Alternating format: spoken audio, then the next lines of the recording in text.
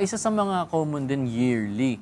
Alam ko yearly, merong flu vaccine na yearly no na binibigay. Pero bakit yearly siya, Doc? At iba't ibang ba't parang paulit-ulit every year safe po ba yung ganun flu vaccine every year? Opo, kasi meron pong surveillance o sinusuri yung mga predominant na flu na iba-iba po kasing strain sila. No? So, tinetest po yun kung ano yung magpipredominate the following year. So, more of surveillance kasi siya. So, kung ano yung most probable na magiging predominant the following year, yun yung ide-develop nilang vaccine. Oh, ibig sabihin, Doc, yung flu vaccine every year na ini-inject, iba-iba po pala yun. Hindi siya pare-pareho. Amazing. Pero Doc, di ba napag-usapan na natin yung about sa bakuna, yung importance ng bakuna.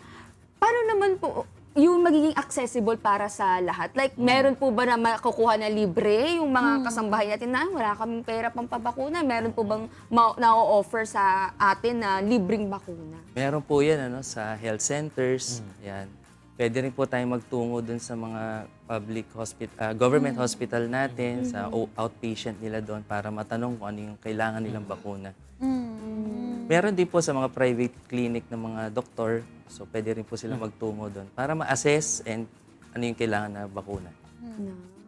Meron naman pa ng mga fee. Kasi mas importante nga na, lalo na sa mga communities na siguro marami sila sa isang community nila or sa bahay nila ay marami sila na Doc. Mas maganda bakunado more than half sa kanila para maiwasan nga yung mga pagkalat, paghahawa. Again, maraming salamat, Doc. Okay, thank you. Julius, pero para po sa kung sakali may gusto pong bumisita sa inyong clinic, saan po ba kayo nag-hold ng inyong clinic? Ako po ay sa Capital Medical Center po. So, every Thursday. Every Thursdays po yun, no? So, 2 to 4 p.m. 2 to 4 p.m. So, Capital Medical. Meron ba kayong gustong batiin naman this morning? Go ahead po. thank you po.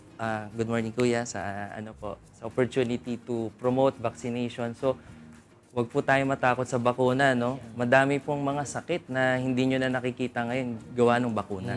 Tama. Opo. Kaya nawala. Pabakuna. Yes. Wag matakot mga kasangbahay.